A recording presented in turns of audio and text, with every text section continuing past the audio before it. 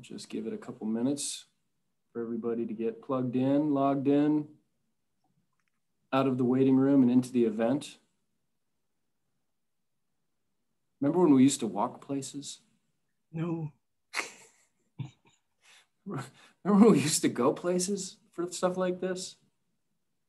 It's all very distant. I hope it's coming back.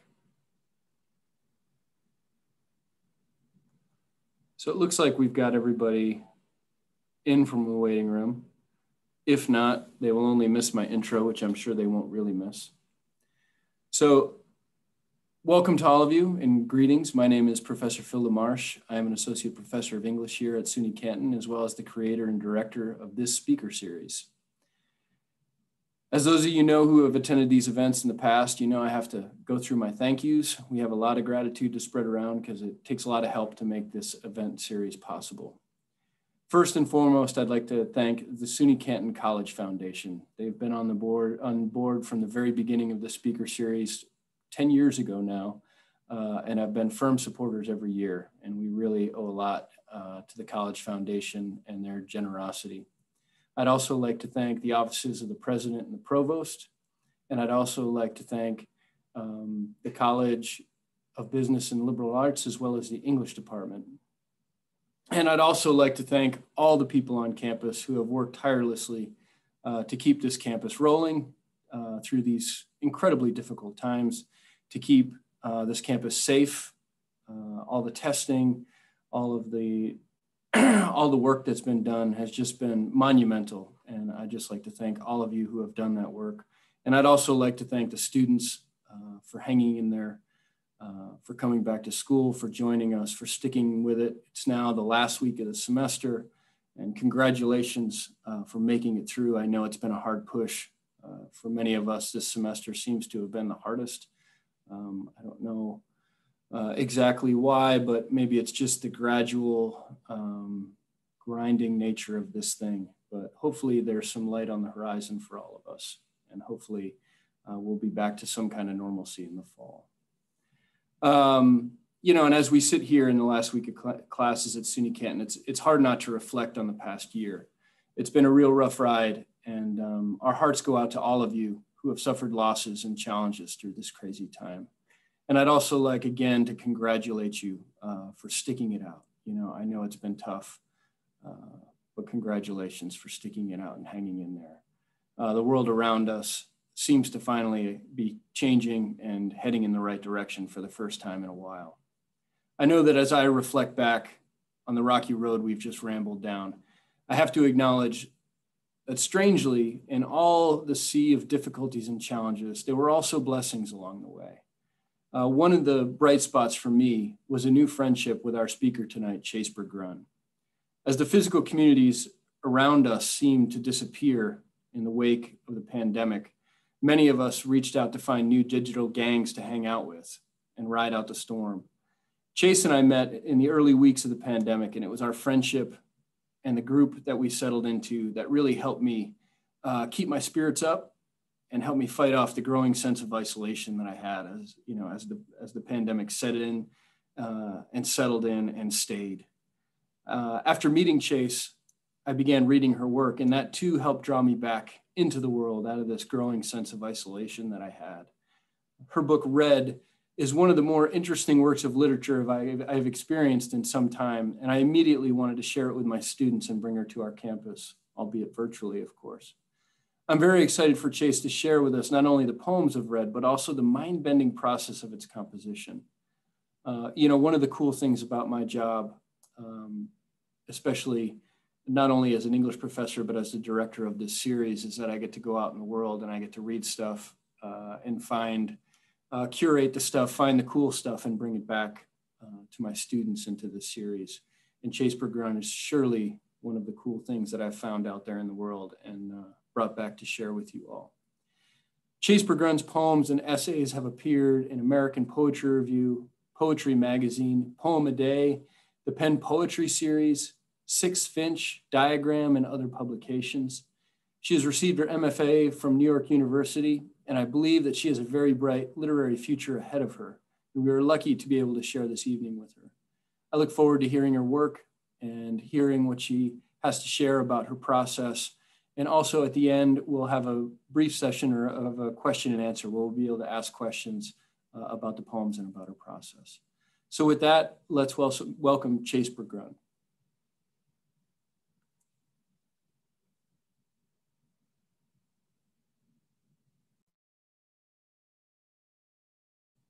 I think you're muted.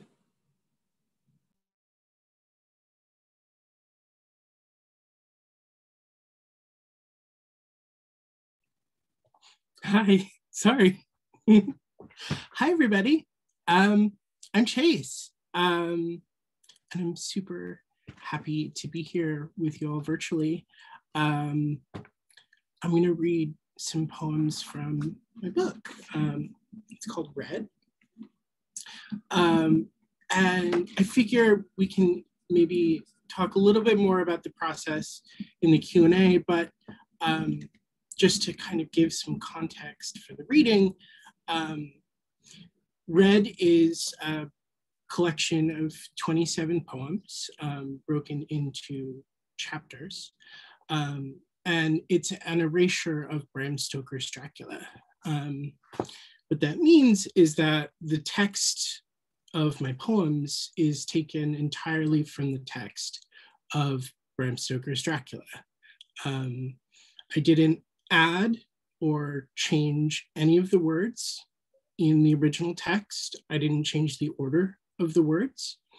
All I did was erase the words I didn't want. So like 90% of the text of Dracula is missing from my book, and my book is what's left over. I want to show you, I don't know if you all can see this, but this is kind of the idea of erasure. This is like a physical representation. And then I erased most of the words of Dracula, and then I put them into lines like a regular poem. So I don't know if you've read Dracula, but it's a Victorian novel about a man and his wife and their friends and this random Eastern European kooky professor and a vampire. I read it when I was a teenager, and I thought it was okay. I thought it was mildly interesting. And then I read it again when I was an adult, and I hated it. I found it to be really intensely misogynistic, among other things. And I tried to write some poems about it, and they weren't really working out. And then I had been playing with this form, Erasure, for quite a while. So I tried my hand at seeing if I could engage with this text that I had a problem with in a different kind of way. And it ended up working out. So my book doesn't have any vampires in it, doesn't have any of the characters from Dracula in it. My book is about, primarily about a woman in an abusive relationship and how she handles that. Want to give a trigger warning. Some of the poems deal with assault and abuse, and intimated murder. So I'll get right into it, and then maybe we can talk more about the specifics later on. And I'll start with the first chapter, chapter 1. Chapter 1. I was thirsty. I was a country of queer force rushing east to see the strangest side of twilight.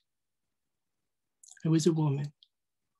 In the usual way, I had no language but distress and duty I have been taught to doubt my mother and fear tradition, but my queer tongue would not, could not shut up.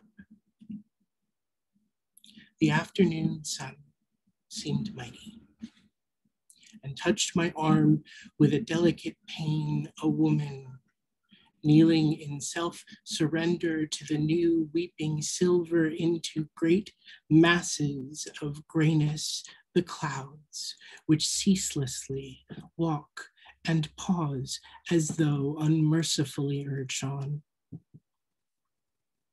Through the darkness, I could see a stormy sea, a strange mixture of movements, something slight and flickering seemed to mock my universal yes. I asked what all this meant. I struck a match, and its flame somewhere far off in the distance plunged. Suddenly, a faint and endless absence began beetling around, the howl that swept the ruined sky. Chapter 5. There is nothing handsome about power. He says that I afford him a curious study. He loves undressing my ideas. Some girls must keep secrets. A woman ought to tell her husband very little. I wanted him blotted out. He seems to suppose that women were made to amuse him. He took my hand in his mistake. He couldn't help feeling a sort of manly fervor. Why are men so little worthy of a girl? Chapter 8. Tired, I walk towards everything except fear, over seaweed-covered rocks. I think that someday some new women will be allowed to see each other happy more than usual. I looked in all the other open rooms of my heart.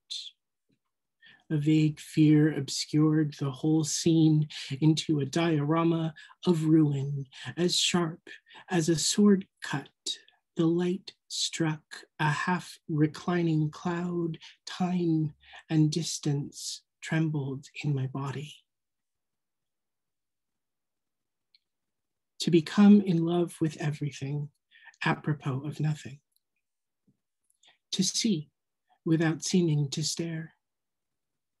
To change in the reflection, to appear peculiar.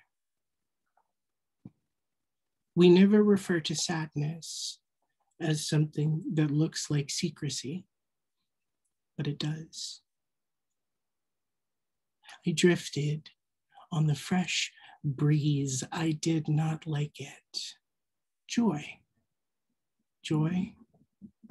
Joy, although not joy, a bad thing. I can feel it wet against my bosom. My journey is mapped and ready. I am only taking one dress. I don't want to talk of infinitesimal distinctions between man and man, see no difference between men and maidens. I am the modern Morpheus. I made the minutes disappear. I am thin, an errant swarm of bees, a naked lunatic, faithful, selfish, old, a tiger, immensely strong, a wild beast, a paroxysm of rage, mercy, murder, coming, coming, coming.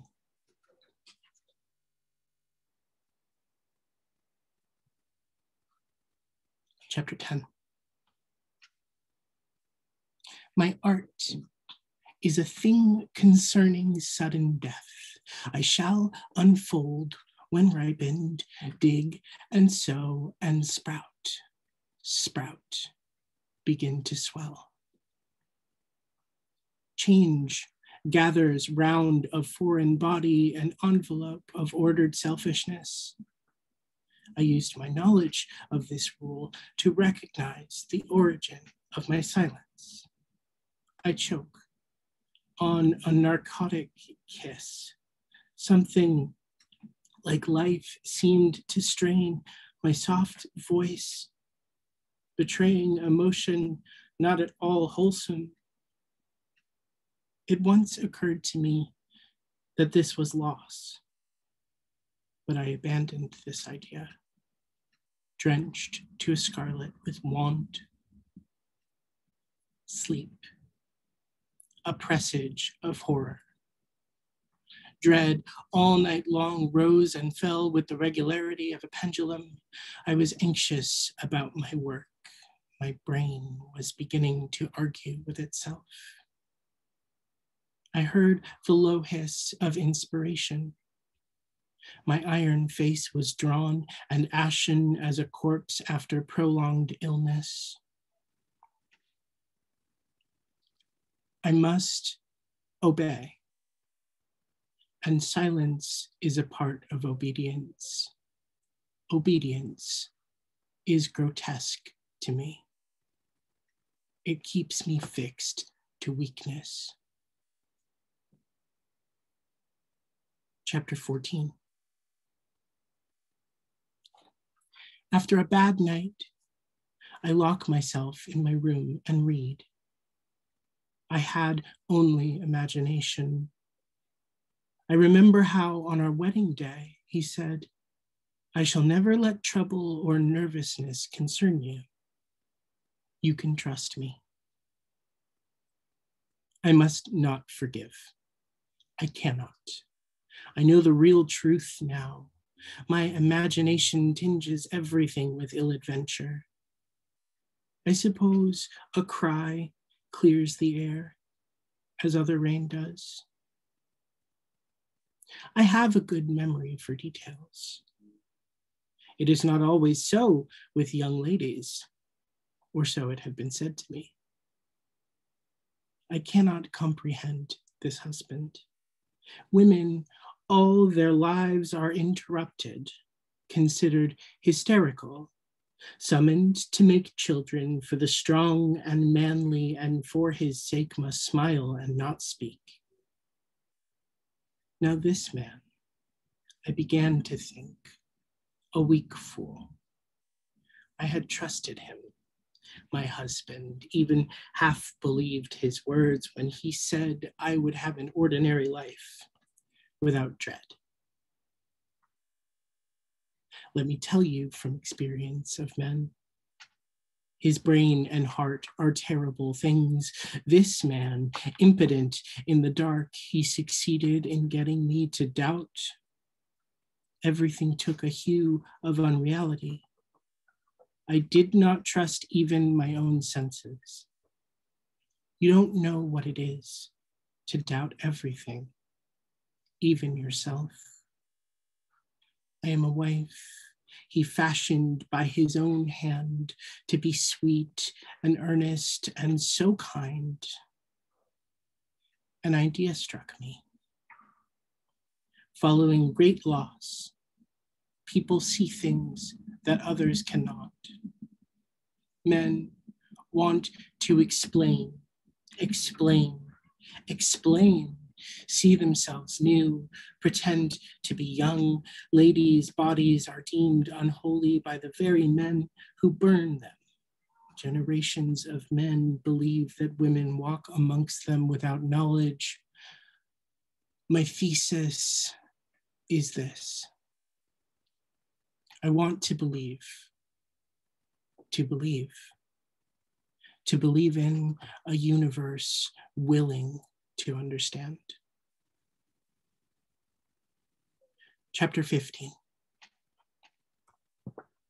I was surprised when unconsciously I imagined the way his sperm dropped in white patches which congealed as it touched my body. I felt lonely. I was chilled and unnerved and angry with myself. I thought I had found some distance away from that horrid reality. I realized the perils of a woman who spoke with hostility, not ashamed, not silent. My silence died when it began to dawn on me I was accepting the idea of this bloody work. It made me shudder to think of the woman he made me, buried alive by dreams.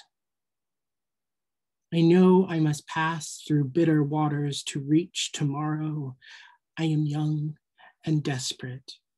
If I have to, I will burn the world. I start out lurid before outrage. I unhinged explanation from its frame without permission, without endorsement. I violate limitation and I condemn the desecration of my body. I shall not give my consent to anything more. I shall render an account of a long life of acts which were often not pleasant. And I will wipe away this sorrow.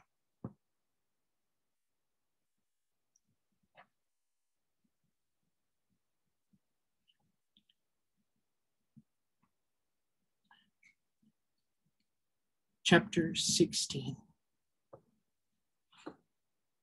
My sweetness turned to adamantine cruelty, purity to wantonness, obedient to nothing, an angry snarl, the remnant of my love, passed into savage delight, eyes blazed unholy, callous as a devil, growling as a dog growls, a cold-blooded groan, a languorous grace distorted, as livid as Medusa's lovely blood-stained mask.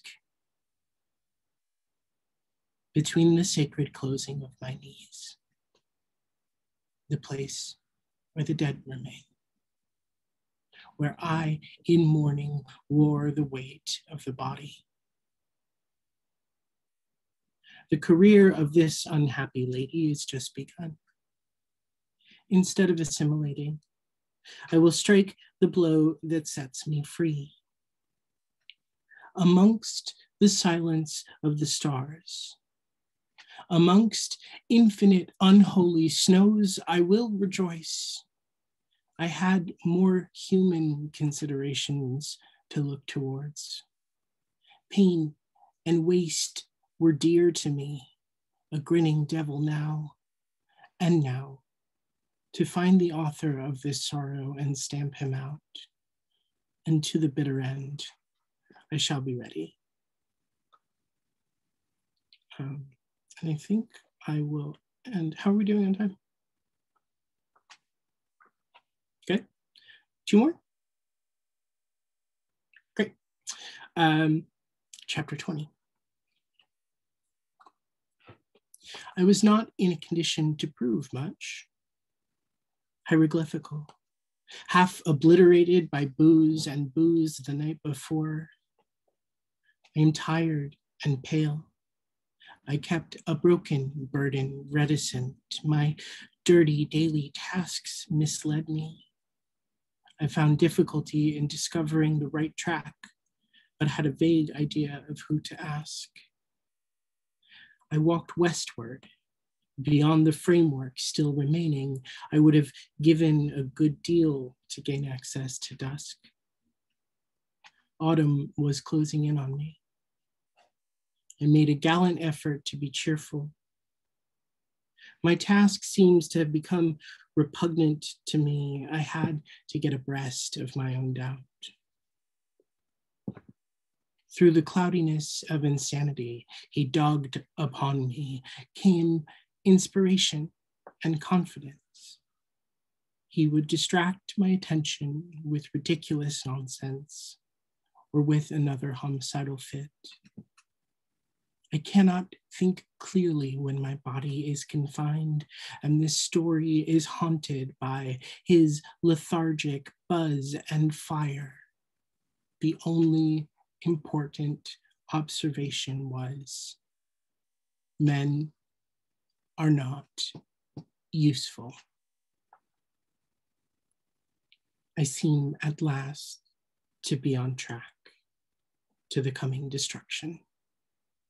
The monster, his face on the floor, all covered in blood. And I'll end on chapter 21.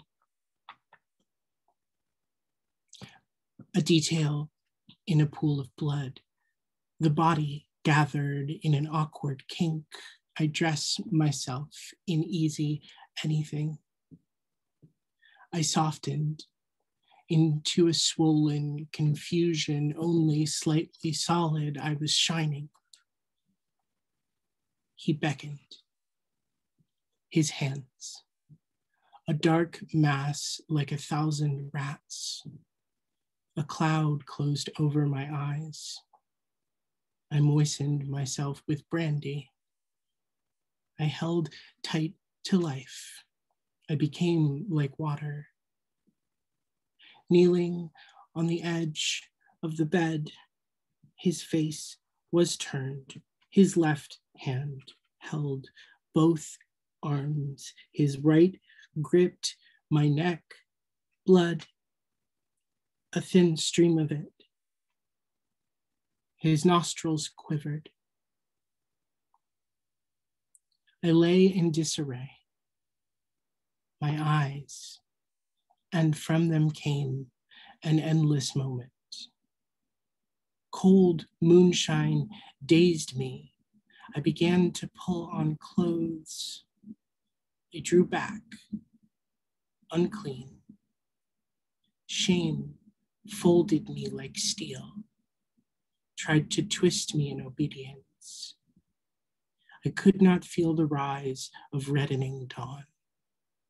Silence, the sound of what happened. I want you to know all this, understand how much I need to show you. It was he who caused me to disappear. My husband and other men hunt me and command my flesh, my blood, my brain. This is my pollution story. The eastern sky became clear as the awful narrative deepened. In the morning light, when the first red streak shot up my flesh. Thank you.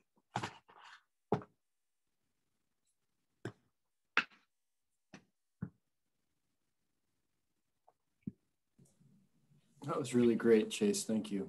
It's a wonderful selection. I feel like we got a nice idea of the arc of the whole book. I think it was a great selection of the works from the book. So thank you for that.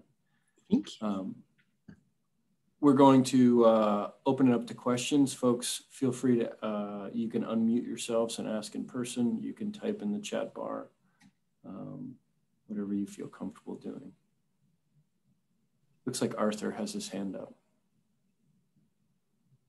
Yeah, I had a couple of like questions / comments. The first one was, were you imagining your book as like a story of one person, or more as like just like a collective view of the experience of women facing misogyny? I think probably, I want to say both, but since this, I think it might be the latter, since this character felt very invented in this particular way. Part of me, but not part of me.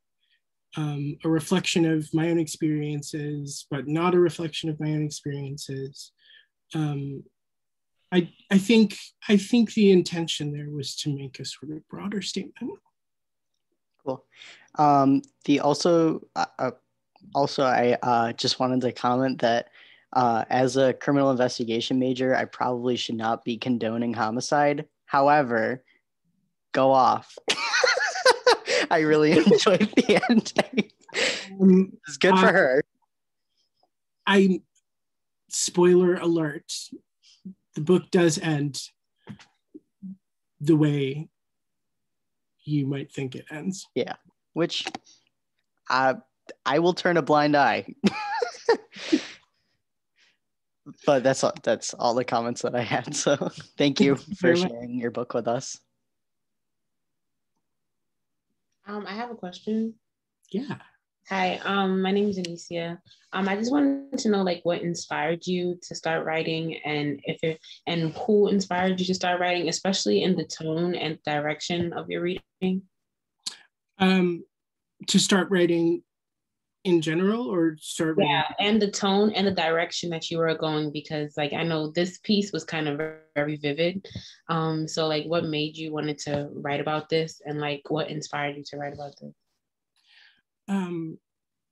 Well, I'll tackle your second question first. I think one of the interesting things about making this book is that the tone of it was pretty intensely dictated by the tone of the original book of Dracula. Because I was limited to Bram Stoker's language, his words, and the kind of brooding and haunted and sort of like constantly like spooky nature of the language I was working with, I think that comes out in the book.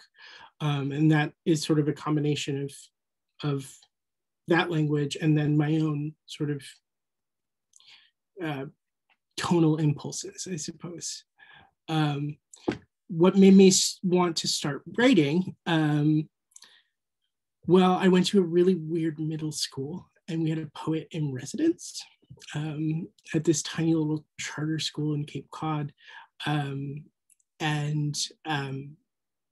I read a lot of books, but I hadn't read much poetry.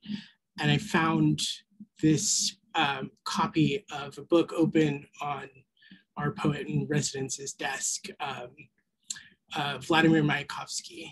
And it really moved me and excited me. And I went to show all my friends, and they thought I was like foaming at the mouth. I was like, I'd never seen words make me feel this way before. And all my friends thought I was nuts. And as a kid, I was a little disappointed, but I was also really interested in why it made me feel a little special. And then I started reading more poetry. And the thing that always, to this day, makes me want to write poetry is reading poetry. Reading is part of writing. And being a reader as a kid, it felt really exciting to write something and then become a part of this like community of words in the world. Yeah. There's an interesting question in the chat from Ethan, and this is something that occurred to me as well. I'll read it just so you don't have to. It says, how many attempts did this take to find the proper word choice and whatnot in the pre-existing text? So like, how many, roughly, did it take a lot of passes? Did it, just the process of getting, it sounds exhausting to me. Yeah, it took, I worked on Red for a little more than 2 years, but very constantly. It was like I was working on this every day for 2 years. So the first 3 chapters in the book, I erased entirely, probably about 5 times before I sort of got the gist of what I wanted these poems to do. But my process involved a series of like really strict rules. So the first thing I did it chapter by chapter. It helped that Dracula is in the public domain, so I could just download it and print it out. And then I would read. I read the whole book, probably like 3 times, just cover to cover, while doing this project. But I also, before I started erasing, I would read the whole chapter. Then I would go through and circle words that I thought might be useful. Not really paying attention or not really having any idea of what I was going to do. And then after I like circled language that I thought might be interesting, then I went through and very slowly started trying to find a poem inside the language. And it was really frustrating very often because I had all of these really strict rules.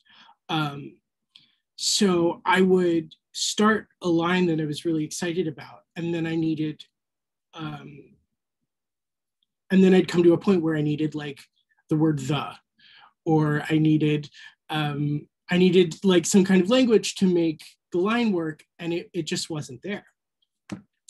And then so I'd have to give that up and try something else.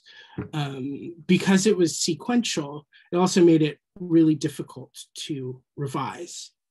So if I wanted to change something from a first draft, I'd have to go back to the text of the chapter and see if I could find a word here or there in between the next line of my poem. It was like, I made it a lot harder than it needed to be. Yeah, it was not easy. It was very annoying too.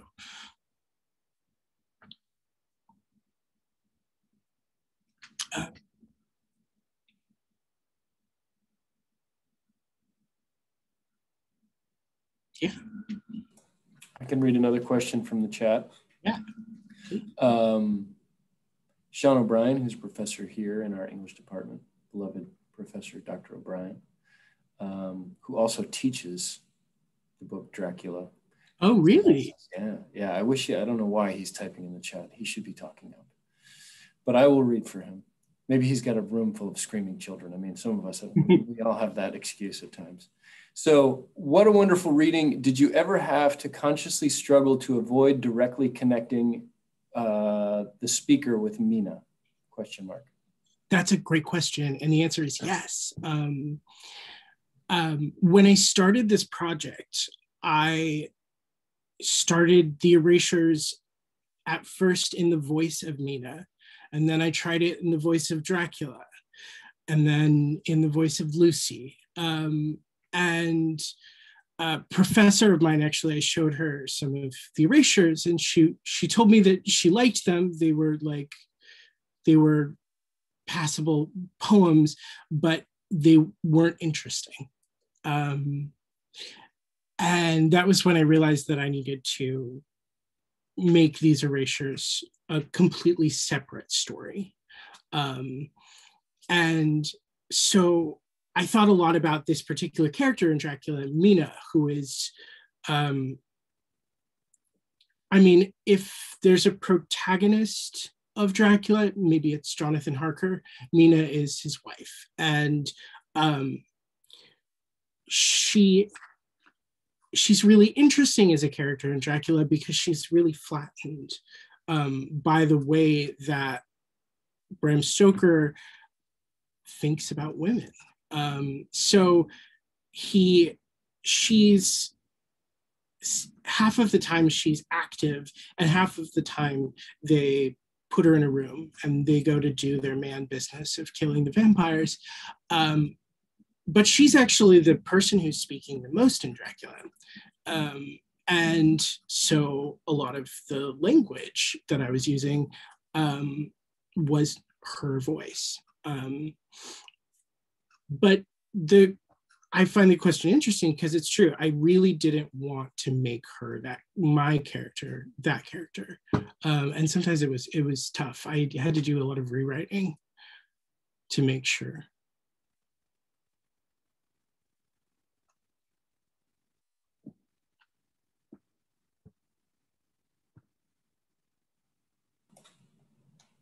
Dr. Zafran, would you like to ask your question, or would you like me to ask it for you? Oh, I can ask it. Yeah, it's really interesting to me that you, just as you just said, you chose a really difficult way to write this. Okay.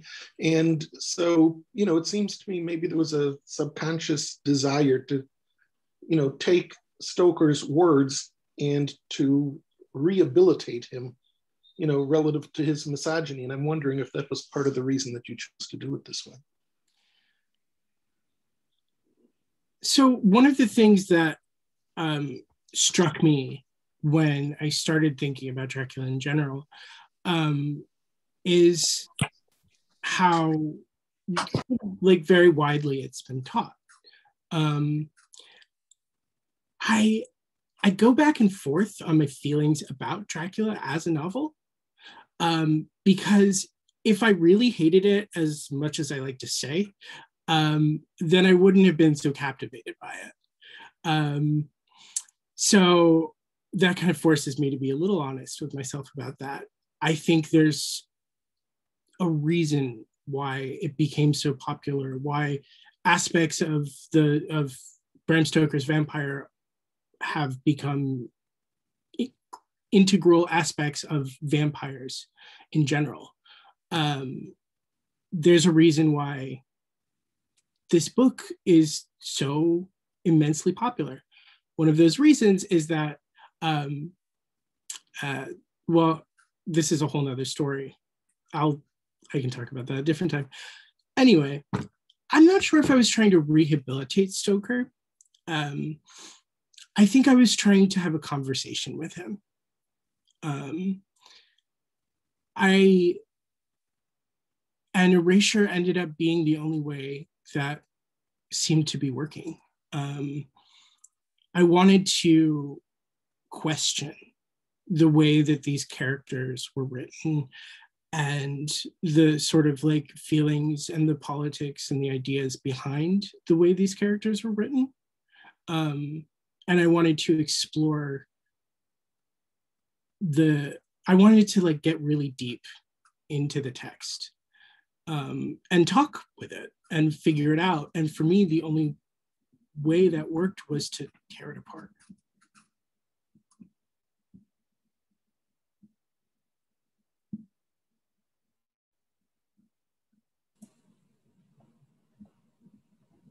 Melissa, would you like to share your question, or would you? Yes, sure. Sorry, you startled me. I didn't expect to hear my name. Where did I write that? Okay, I don't see it anymore. But what I wanted to know is, are you considering doing this with any other novels? And if so, which ones? Probably not for a long time. It was really consuming, both in time and emotionally. And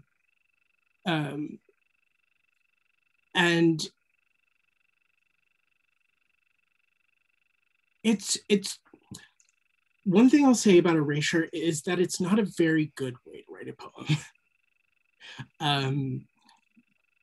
And I mean, like, I didn't start thinking about Dracula by doing Erasures. I started just writing regular poems about it. The only reason Erasure was a last resort. The last Erasure that I did outside of Dracula was, I was thinking about maybe doing, it was a terrible idea that I had. I'm Jewish, and I had just erased this novel that I wanted to like speak out against. So I did an erasure of the first chapter of Mein Kampf. Oh, yeah. And I actually kind of like that poem. My poem ended up being this little flowery love poem between two men. But it was horrible to do. And I realized that if I wanted to do more of it, I would have to read Mein Kampf, which is not a good idea. I need to be immersed in that. So I've kind of put Erasure aside for a while, and maybe I'll come back to it at some point, but it would have to be the exactly right text to do it. Can I say one more thing? Is it okay? So I get why it would be hard to write a poem through Erasure for someone who is a poet. I've always wanted to be good at writing poetry, but I always have these brilliant lines that they're like one line or two lines, and I write them out and I'm like, oh, that's really cool. But then it kind of frivels. Like I never am able to, and it strikes me that another point of view could on the poetry, the ease or not of writing poetry through Erasure is that for people that like need a little bit of structure and parameters, it could be helpful. Yeah, I mean, so Erasure for me was a form like any other. It was a system of constraints, and so I'm having these kind of constraints can make it a lot, can actually make it easier to write a poem, because you're limiting the amount of language or the way you're using language. But I think that form in general is a really good way of pushing you when a poem is having a hard time bringing itself into the world. So meter and rhyme and all of those like boring old tools that we've sort of like cast aside are actually really useful and interesting and helpful. Writing a sonnet is sometimes a great way to push yourself to have to think about the language that you're using and the way you're using it. And sometimes it can help the poem write itself. Good point. Thank you. Yeah. There's so many questions.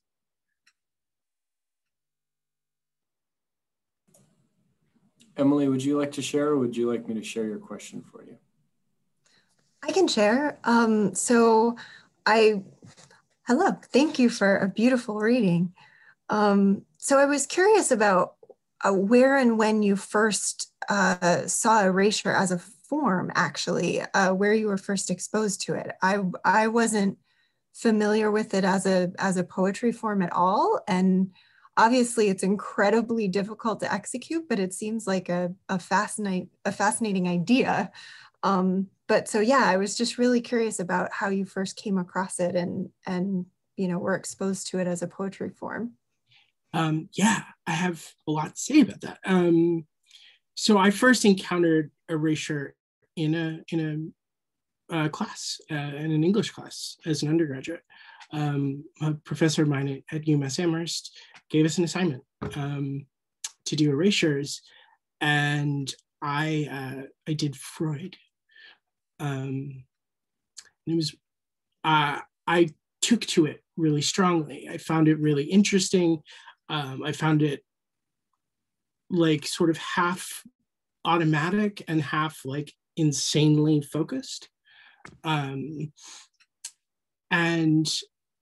then I just kept doing it for a long time. I practiced a lot.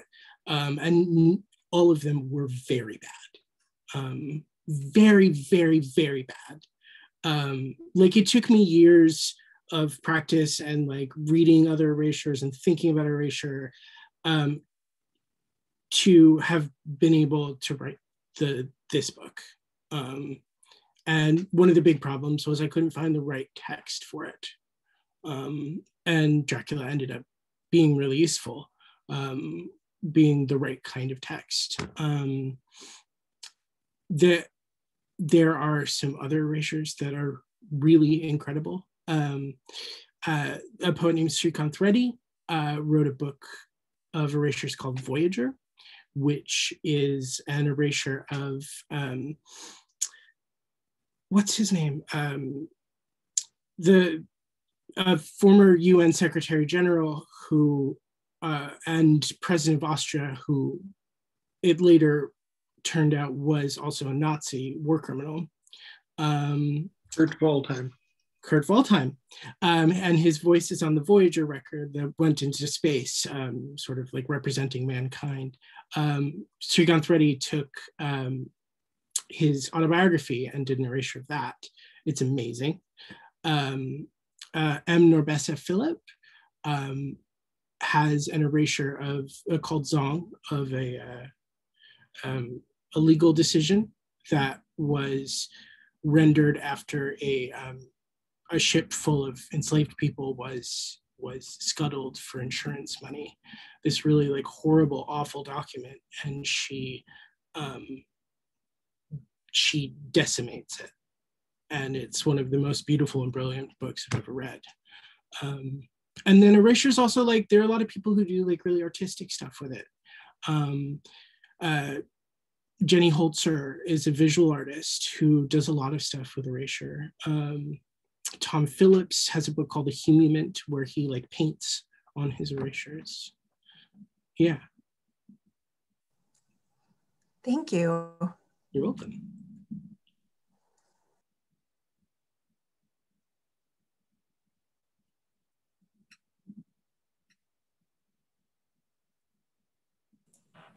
Does anybody else want to jump in and ask? I can go to back to the chat.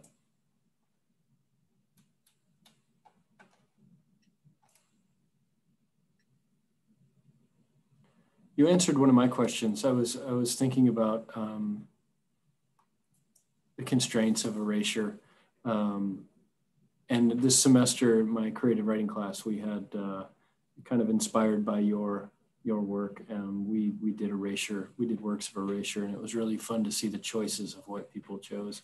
One of the things I was going to ask is, did you ever pick, what's one that didn't go so well, and you kind of gave us? Oh, I've got a great one. Even worse than Mein Kampf. Yeah, well, I mean, it was kind of worse than Mein Kampf for me because it ended up being a huge waste of time. I mean, it was practice, but it was a waste of time. So one of my like primary rules about erasure is that I didn't do this with Mein Kampf, but that was the only exception, was that if I'm going to erase something, I have to read the whole thing from cover to cover first. So in my early 20s, I thought I might do an erasure of Ezra Pound's Kantos. So I read all of the Kantos, and there are a lot of Kantos. It's a thick book. And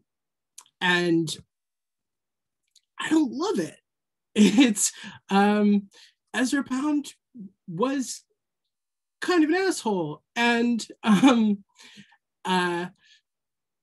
so I read this whole book that I didn't really want to read. And then I started doing erasures of it, and all my erasures ended up being these very boring poems about how Ezra Pound is an anti-Semite, which we know is not a like controversial and interesting thing to say about Ezra Pound. I tried all sorts of random texts.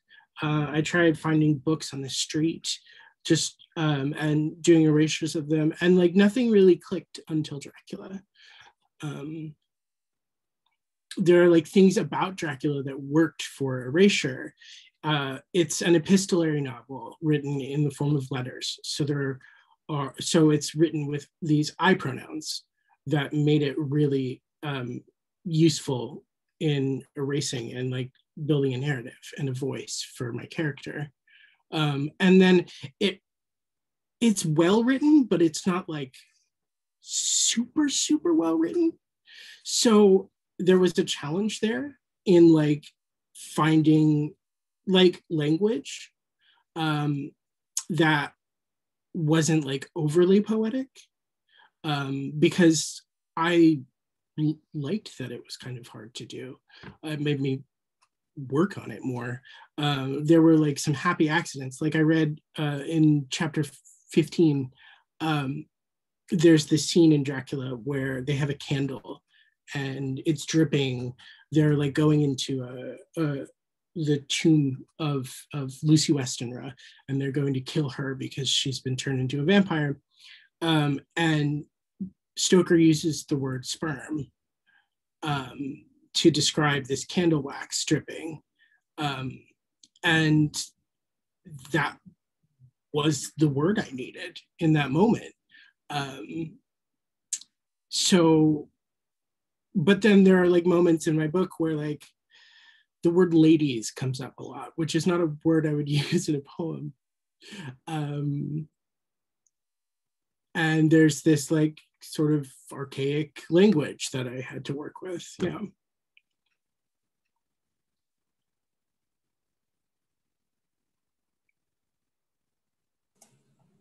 I feel like we've kind of pigeonholed you a little bit into Erasure, and I'm glad we had a good conversation of it. But there's another good question. I know that's not the only form that you work in, obviously, and there's a good question in the chat. That question is just about other forms that you're interested in working in, or that you do work in, and also, I mean, I'd add to that, like, do you foresee using further constraints, like even if it's not Erasure, but other constraints in future work? Or is that interesting to you? Or, do you want to try something, just like go straight for free verse, and really write what you want to write for a chance, like complete, that's yeah. No, so yeah, I find constraints really often useful, especially when I'm having a hard time writing. So, for example, I just started writing again after like roughly like a year. I mean, this year has been like so mentally draining, I think, for so many of us. And it's been hard to think, and it's been hard to read and like access the intellectual faculties that we used to be able to work with. It's just been exhausting. And so I found it really hard to write all year. And then just relatively recently, I started writing again by giving myself this constraint of, okay, I'm gonna like try to write like roughly maybe a poem a day. I'm not gonna think too hard about it. I'm not gonna like the poem doesn't have to be perfect or good. It just has to come out, and it can't be more than 4 lines long. And it's been really interesting giving myself this like relatively like simple constraint, how quickly I was able to get back into the swing of writing. I mean, like meter and rhyme and different kinds of poetic forms are awesome. And like challenging, but the challenge kind of pushes you. It keeps the project going. It makes you want to meet it. And so like, I highly recommend, if you're having a tough time, even giving yourself something as simple as like, this poem has to be 4 lines. I mean, that's something that works for me.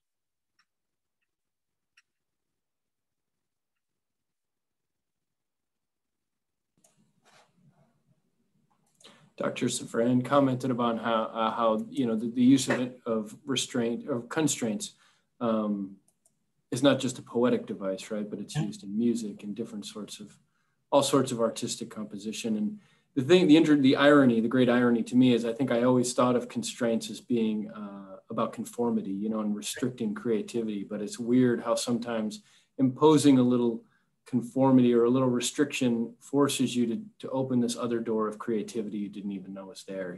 I think that's one of the most fascinating things that I've found, and kind of, doing some work with restraint or with constraints, but also just, reading about them and seeing that it kind of forces your brain to do this other thing, like while your frontal lobe is focused on the, you know, on the mundane kind of constraint you've imposed, while this other part of your brain kind of then gets to do its thing, you know.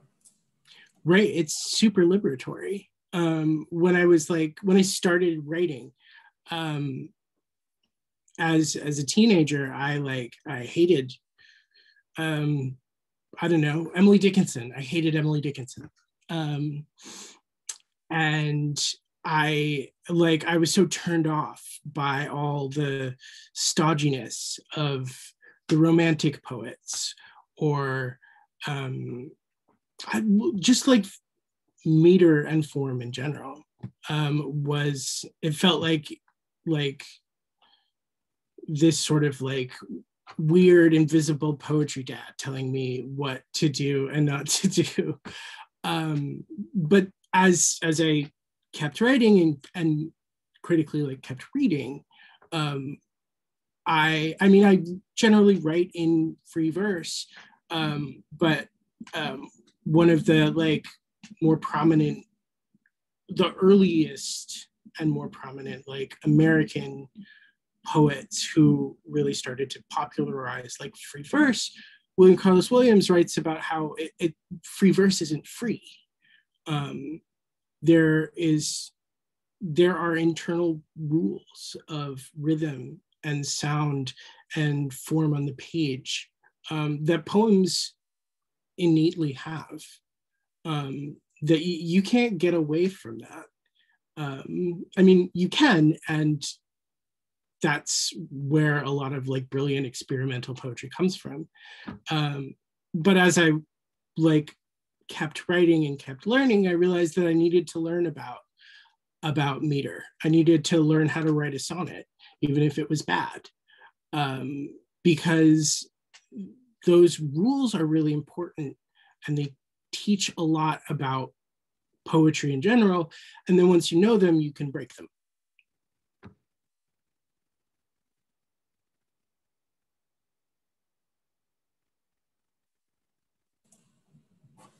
Does anybody else have anything they'd like to chime in with? Any questions they'd like to ask? Feel free to unmute yourselves.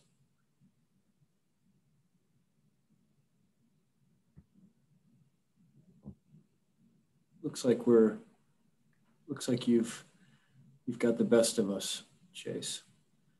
So I would like to just extend a super warm sense of gratitude to you for joining us for tonight. I was so looking forward to actually hearing you read it.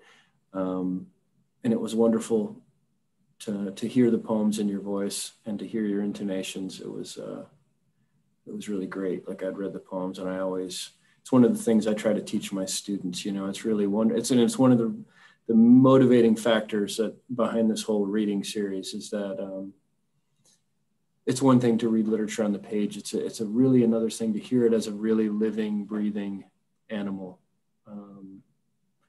I know it's something that is profound for me, and I hope that, you know, my students and the rest of the folks who have joined us can feel that as well. So thank you for joining us, sharing your work. Good luck, stay safe, everybody, be healthy. Chase, good luck with those 4-line poems. Do your best, keep them going. Thank you, everybody. This was awesome. Thank you for your really, really lovely questions. Thank you. Thank you. And to all our students out there, we're in the final stretch. Hang in there. Don't give up yet. We got 2 weeks left, or a week and a half. And I know it's hard. I know it's a real difficult time, but keep up the hard work, keep going. And the sunshine will be here soon. And we'll all be basking in it. So good luck, stay safe, stay healthy. And thanks again to everyone.